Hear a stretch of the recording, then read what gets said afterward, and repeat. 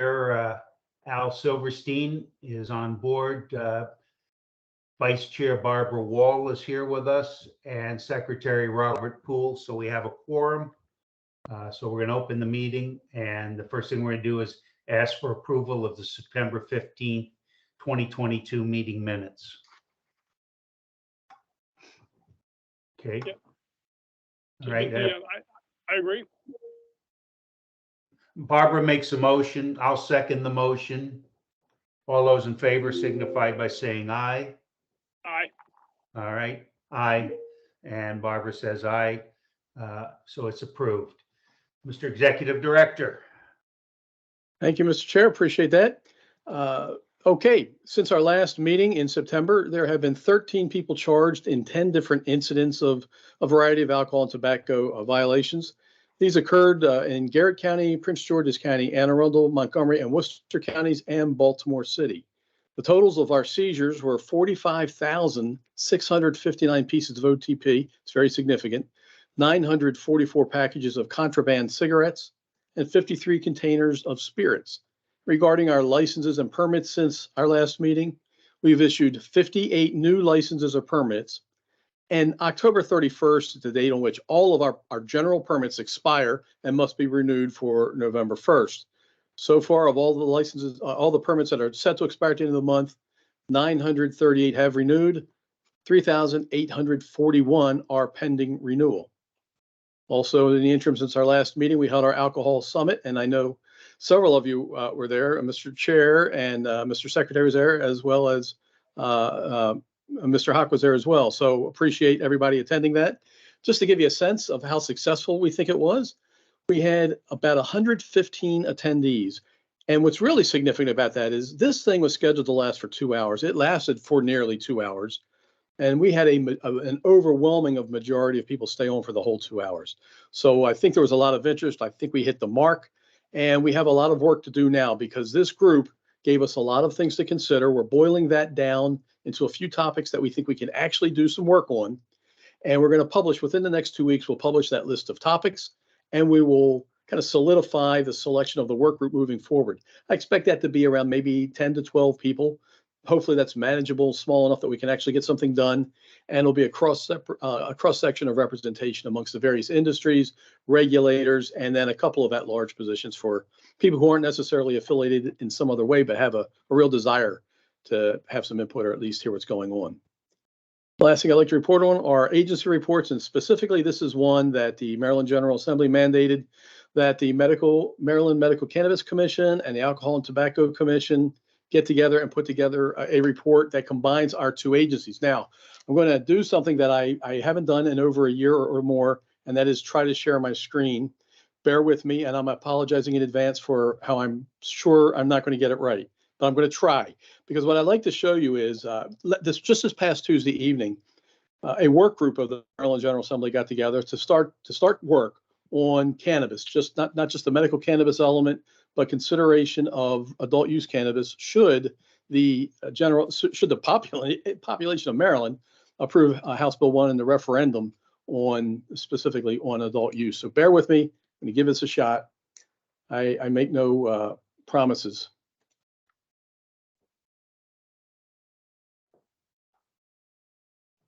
Oh, wow. Nope. That was our alcohol summit. Let's see. Again, bear with me, please, as I continue to do the, hey, this is it. So how about that? Okay, I'll go through some of these rather quickly because all the slides aren't going to be that important. Yeah, I've highlighted a couple. Don't see your screen. Oh, I'm sorry. I stopped sharing. Wow, that's a shame. That makes sense because it seemed to work. Hey, Jeff, you almost had it, brother. I'm going to give it another shot. That's why I said it was almost a guarantee that this wasn't going to work quite right for me. At least you're trying. I'm trying. Let's see if this one does it. How about now? Yes. You're on. I accidentally got it. Okay, great. I'm not sure if I can get back out of it again, so it might be up for a while. So I'm going to go through it. It's only a handful of slides to begin with, but I'm going to go through a few of them just to give you a quick comment on it, and then I'll spend some time toward the end, which is where the results are. So first thing is in House Bill 1, in the sections after, in the uncodified language of House Bill 1, the General Assembly said it's the intent of the General Assembly that should the citizens of Maryland pass the referendum, that the executive director of the office of the executive director of the Alcohol Tobacco Commission will be the successor agency, which means in some manner the Medical Cannabis Commission, as we know it, won't exist, and it'll be all part of the auspices of the Alcohol and Tobacco Commission. These next few slides, I'm not going to go into any detail. This is just how we got formulated and how we're comprised and our budget size, our number of staff, where we live. This is the same thing for the Cannabis Commission. Again, I'm more than happy to share this offline with anybody who wants it, but this just gives the same kind of information about the Cannabis Commission, how they're formed, what their budget is, what their size is. One thing I thought was important, though, they have 77 positions, 77 employees. But of those 77, only 31 are pinned employees, permanent employees with benefits and guaranteed to be there every day. 46 are contractual positions. And overwhelmingly, the large majority of that are the enforcement compliance inspectors, ones who go out and inspect all of these locations that are growing and processing and dispensing product. We kind of say later on that might be a little bit of a problem going forward because they have the funding for these. These aren't pins, and they might need some help in trying to get these converted to pins at some point. A little bit of the background: once this bill passed and the General Assembly went into sine die, so this thing was going to happen. The MMCC and us got together. We started in April. We've met 12 times. The most recent and last time was a week ago this past Tuesday to finalize the report. We knew we had until the end of this calendar year, rather, to get the report done. But when the General Assembly indicated that they were going to meet sooner, which was just this past Tuesday evening, and really wanted to talk about the report, we kind of felt under pressure to get this thing out in advance of our deadline. So I'm glad we started working on it early. We took into consideration all of the people, all of the equipment, all of the needs of both agencies. We looked at how this could have been done before. Actually, we had a great example, and that was not when agencies were combined, but when the ATC was formed and pulled from the comptroller, the manner in which those employees were pulled from the comptroller and to the ACC and trying to guarantee them or some security about their jobs really gave us a good model to follow. So that's largely what we did. And we've reviewed other cannabis policies in other jurisdictions. And Mr. Chair, I know you were part of this. You attended some of our meetings, so you have some sense of how this went on. Just a big roundtable with the top level people in both agencies. We talked specifically. We already talked to Washington at length about how they operate, and we have a meeting scheduled to talk to Oregon. And what makes those two unique to us or beneficial to us is both of them also regulate alcohol, not tobacco, but alcohol. So they're very similar to what we could be doing. Report recommendations without reading all the slides. We suggest, first of all, that this merger take place if the General Assembly continues to determine that's what they want, on or after July 1st. So that gives us a little bit of runway to get things set up. But on or after July 1st, we think it should take place. That we are confident we can make the transfer using the model that we used in creating the ATC. We can use that same model to move all of the employees from the MMCC to the ATC without any loss of anything. All of their benefits, pensions, salaries, all remain intact. Where we can, one of the mandates was to try and find like operations and increase efficiencies.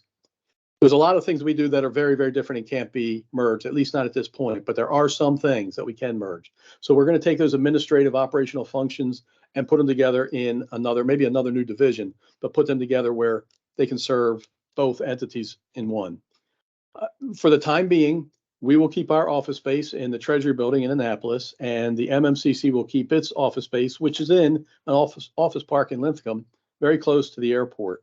It's a nice facility, but they don't have a whole lot of extra room. It's a private business that they're renting out, our office building that they're renting out space in.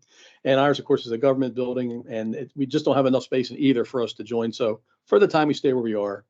And the last point was one of the mandates also that essentially more of this is going to deal more with the MMCC, but it could be both of us. Any letterhead that's already printed, envelopes, business cards, anything that has either of our names, the commission's names on it, continue to use that product until it's all gone. Don't order new stuff if you're going to merge, but don't get rid of the old stuff. Use it until it's gone just to save a few dollars. This is what we propose our org chart would look like. Now, right now, the executive director's position, which is mine, is at the top, of course. On the left, that represents what we currently have that we call our Field Enforcement Division. Bill George, who you know, runs that. So that's going to remain largely intact as it is. Moving over to the right, Legal and Legislative Division, that's Tom Akris's division. That stays largely intact as is, except we're going to take the Assistant Attorneys General that currently work for the Cannabis Commission and move them into Tom's area. It just seems to make sense that while they don't work for any of us, they work for the Attorney General, but they are assigned as counsel to this agency. We find that Tom and they will be able to speak apples to apples, and that's probably the best place for them to reside. Taking one step to the left from that, public health and business operations, that's going to serve two things really. One of our big mandate of educating the public, teaching public health concerns and issues about now all three of these products, and conducting our research and our studies, as well as our business operations. It's going to take procurement, HR, finance, communications, and it will merge them all into one area and one division. And that's really where our area of being able to start combining these two distinct agencies will take place. So it'll be within that area that a lot of the combination first is represents itself. Moving all the way to the right, this is a new division, the Cannabis Regulatory and Enforcement Division. That division will be essentially the exact structure of the I'm sorry, but just overheard something, but that division will essentially be the Cannabis Commission as it currently exists, moved in its entirety to this new division, with the exception of those people that we could put in the Public Health and Business Operations Division.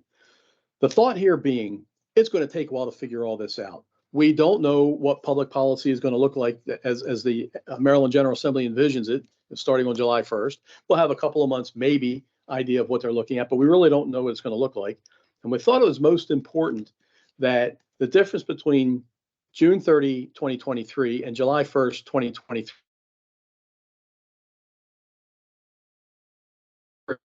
consumers / providers and manufacturers is there is no difference, that they don't see a difference in operation. They'll be dealing with the same people from one day into the next. We may see a few different changes internally. They won't see it outside. And we think this structure in this chart, as represented by this chart, will give us, we're hoping an 18 to 24 month period of time that we can digest what the General Assembly has passed, start to implement it little by little until we have a fully operational adult use cannabis program, if that's the route they go in. But we think this allows us day one, uninterrupted service to the people who would be impacted, and then gives us a structure that we can live within and work within moving forward if we have to develop some type of adult use program.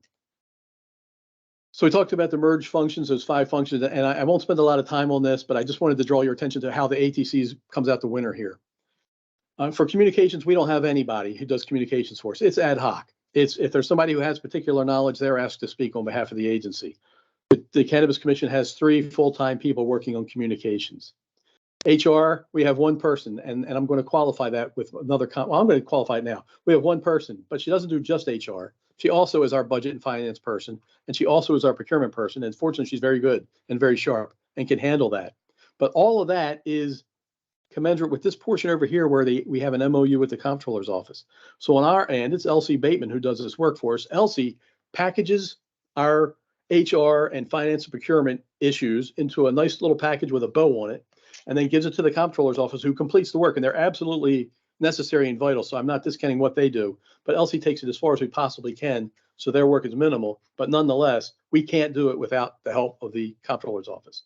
And then we have 2 people at the bottom, who are involved in the research and then subsequently generating many of our reports. So the public health, the research, the reports come from 2 people, where the Cannabis Commission has a total of 10 to do all of this. So we're really going to benefit a lot when we can combine our agencies, combine these functions to serve the greater unit, the greater commission that this will become. This is a win for us. It's a hold even for the Cannabis Commission. It's a win for us. All of that depends on us keeping our MOU in place with the Comptroller-elect, now whomever that will be, and or continuing to get help from Maryland Department of Health, which is what the Cannabis Commission gets currently. So all of that hinges. If we're not able to continue our MOU, if the Department of Health can't help us, then we're going to have to start seeking some additional resources to create our own administrative units that are completely self-reliant. There are a handful of areas that we just could not figure out a way to combine. One of them is enforcement for the time being. I mentioned that. As you know, Bill George runs the Field Enforcement Division. That has all the enforcement agents. It also has all of our administrative functions, our licensing operation. It's everything. Going to the field enforcement agents who reside in the Field Enforcement Bureau, they're all sworn agents, meaning they're sworn police officers. They have powers of doing the inspections and all that anybody can do, and they have powers of arrest and charging people and executing search warrants. In the Medical Cannabis Commission, they don't have that. All of their investigators are civilian inspectors. They do not have police powers or authorities. They're very limited in what they can do. So they may need, we may need to use some of our sworn officers to help in some instances with the Cannabis Commission. But the truth is, it's an entirely different type of work. Early on in our debate, early on in our meeting from April into the midsummer, late summer even, I'd say up until about 2 or 3 weeks ago, I think we all kind of thought that the sworn officers would be able to slip into the enforcement side of cannabis pretty easily. We just have to do a little training and it might work. Well, when we met with Washington, who's been doing this now for about a decade, we didn't even ask them about that element of it because we pretty much understood and thought we knew how we were going to go with it. But what they said was on their own, after their presentation on their own, they said, something else we kind of messed up on. We thought our one enforcement agent could do all of our work, our alcohol and our cannabis. And within 2 years, we found out that was completely flawed thinking and it didn't work at all. So they ended up creating 2 branches, an alcohol branch and a cannabis branch, completely different types of inspections, completely different types of expectations and enforcement. So that's something we at least need to think about. Now that they've mentioned it to us, we'll be very aware to look into that in detail. But that might be an area where we remain separate. We will remain separate on day one, on July 1st, if that's the date that we would assume that responsibility. And moving forward, it may stay that way. Laboratories, we have very little need for lab. When we do need it, we use the comptroller's motor fuel lab in Jessup. They do motor fuel testing. They can do alcohol testing. They have done that for us. Most recently over this summer, we spent a lot of weekend evenings in Fells Point, frequently finding people who were selling different products in unmarked manner. And we would seize that product and test it for alcohol, finding that it would charge them with selling without a license. So that laboratory helps us with that. The MMCC uses a variety of private labs to do most of their testing, and they've now received permission to move forward with creating their own reference laboratory in that same office building, Mr. Chair, the one you know exists, in that same office building on the first floor. They've got several thousand square feet that they're going to build out their own lab. The purpose of that lab may be to do some of the testing of cannabis, but even more so, it's to make certain that the individual labs, the private labs that are doing testing, they're being checked. This lab will check those labs to make sure it's all being done properly. Relative to IT, currently the ATC uses the Comptroller's office, as many of you know, and we use Comptroller's IT, Comptroller's website, and a lot of that is because we have significant access to the Comptroller's databases. And in that, they'd like to keep those firewalls of protection built so that if we're going to be using anything else, like their licensing system, which we are using for alcohol now, they want to make sure that we're all protected behind that firewall. So for the time being, we remain IT-wise with the Comptroller.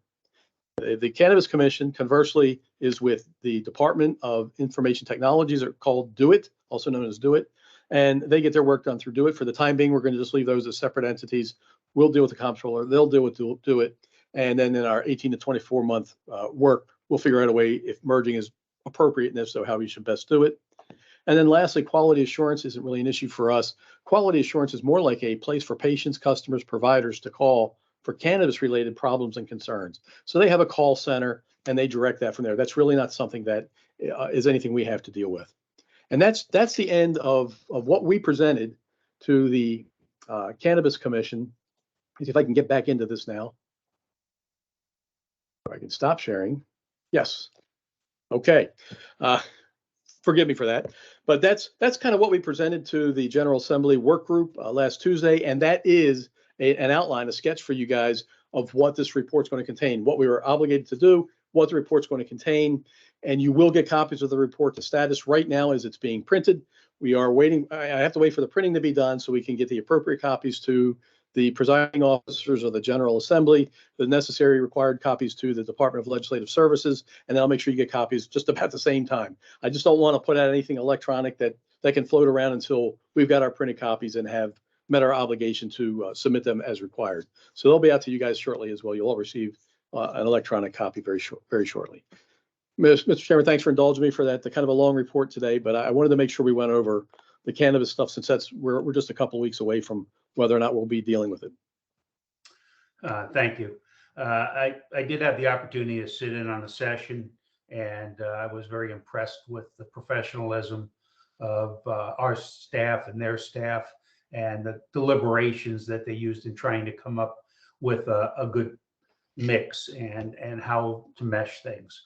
And hopefully the legislature will accept it and move forward with it. Next, we have the MDH Deputy Director report. Hi, everyone. It's Dana Moncrief. For some reason, my camera's not working. It said only certain participants can share video. So I guess that's not me right now. Oh, wait, now it's been enabled. Hold on.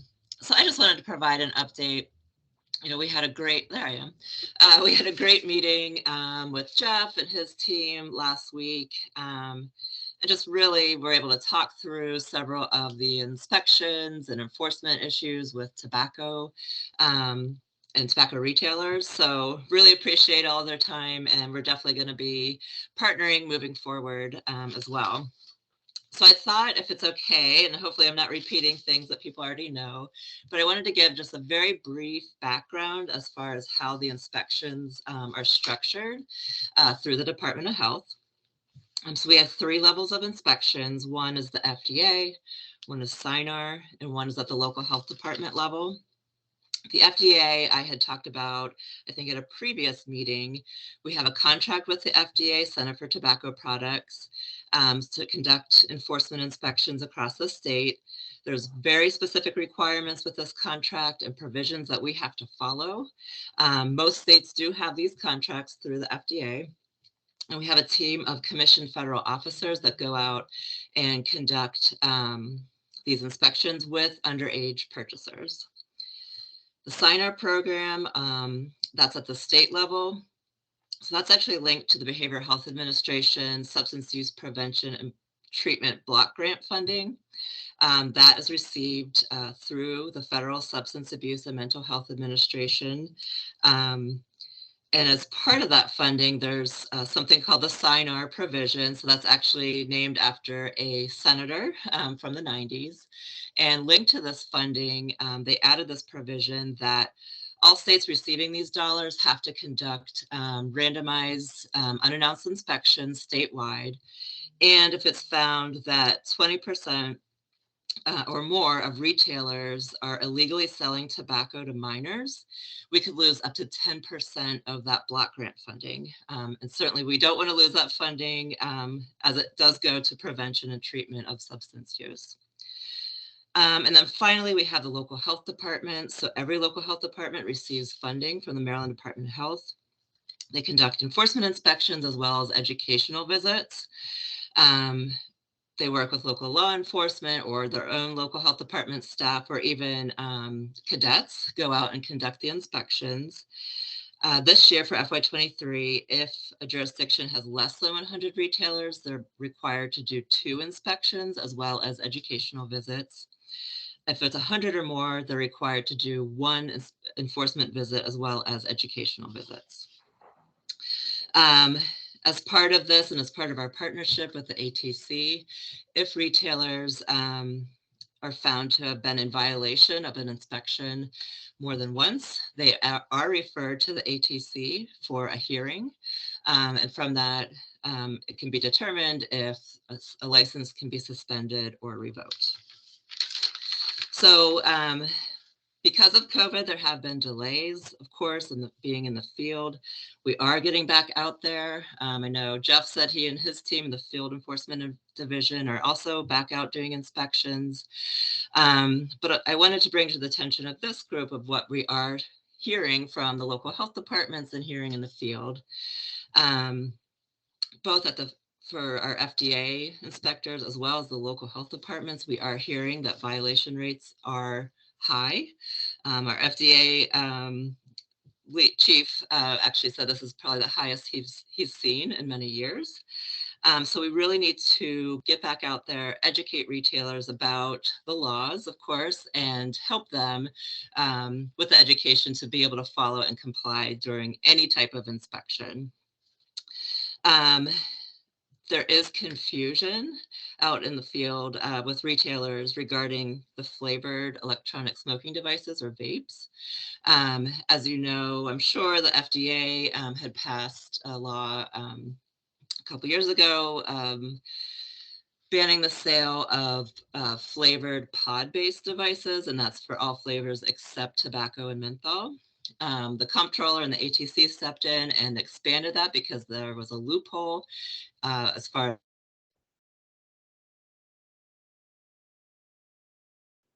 the ATC is able to enforce that they, no products, closed products, disposal products can be sold in flavors, again, other than tobacco or menthol. So there is some confusion out in the retail environment. We actually just got something yesterday from one of our local health departments showing a retailer selling orange soda puff bars, which are disposable. So, we are going to provide some additional education. We have our educational tools, 21 or none campaign and retailer materials. So we are going to be adding some more information about flavors and what can and can't be sold. And also going to work with Jeff and his team to put all this information into the bulletin that goes out through his office.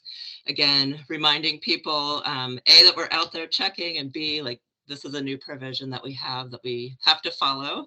And so really, again, certainly asking everyone here too, if you're working with retailers, please remind them of these laws. And I can share in the chat here the website that we have that has all of our materials as well. So that again is something important that I thought I wanted to bring up to the group here, and also just put a plug. If anyone knows of any underage purchasers that would like to assist our officers, please pass along their names to me. And there's a whole interview process, and that's for those ages 16 to 20. So those are my updates. I don't know if anyone had any questions or suggestions, but I just wanted to make sure everyone was aware of what's going on. Thank you, Dana. I do have a question, if I may, Mr. Chair. Just simply this: these underage consumers that you're trying to recruit to help you in your investigations, do they get paid, or is it Yes. is it volunteer? No. They get paid. It's a little above minimum wage, I think. But we are looking even at that, should we increase it or not. But yes, they do get paid position, contractual position through the department. Thank you. Mm-hmm. Okay, do we have any new business to discuss today? Okay, if not, I'd make a motion for adjournment. I need a second, please. I second it. All right, Mr. Poole. All those in favor signify by saying aye. Aye. Aye.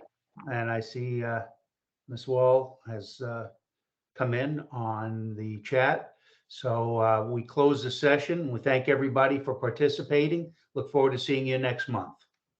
Thank you, sir. Thank you. Thank you all.